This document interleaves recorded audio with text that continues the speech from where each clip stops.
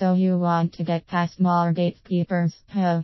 Salespeople all over the world want to know the secret to getting past more gatekeepers. This one technique seemingly holds the key to success in sales, as if getting directly to the decision maker is all it takes to be successful. Whilst this may be a little optimistic, improving your effectiveness with gatekeepers will enable you to speak with more decision makers, and this can never be a bad thing in sales. But how do you get past gatekeepers?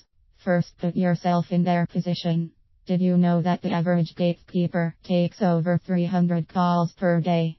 How many of those do you think are from salespeople like you? As a result, their natural tendency is to say no. They are conditioned to get you off the phone as quickly as possible without offending. And sometimes the second condition is optional, as I am sure you already know.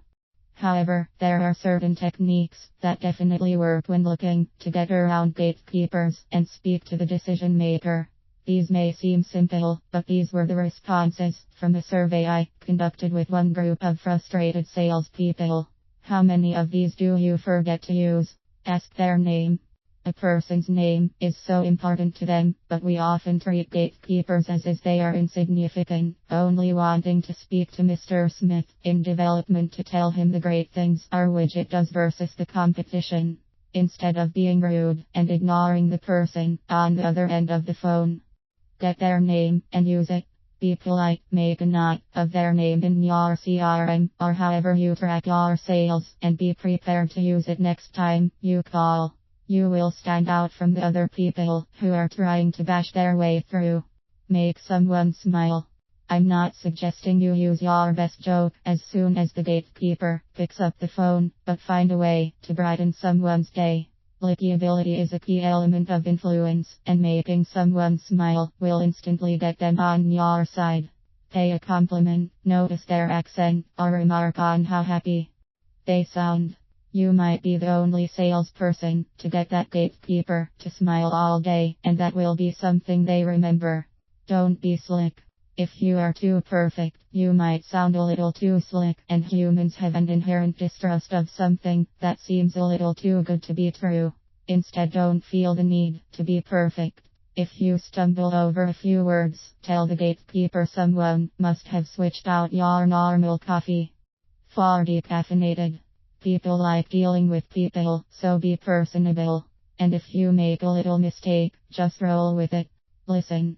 There will often be things going on in the background of your call that can help you build rapport with a gatekeeper. Do they have the same radio station playing in the background as you? Is their hold music the same as your doorbell?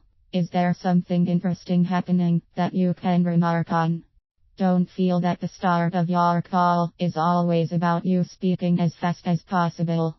If there is something interesting going on, use it to break the ice. Ask for help. Instead of trying to command and control everything, why not hand over control of the call to the other person? Ask them for help finding the right person to talk with. Saying to them, if you were in my shoes, what would you do?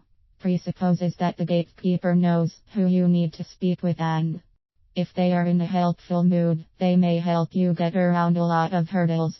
There are certainly a lot of unethical ways of getting around gatekeepers, but in the long term, that just isn't going to work. Instead, get around gatekeepers in sales using techniques that aren't going to burn bridges and turn potential prospects into brick walls. If you want to find out some other ways to use NLP to get around gatekeepers as well, check out the book on Amazon.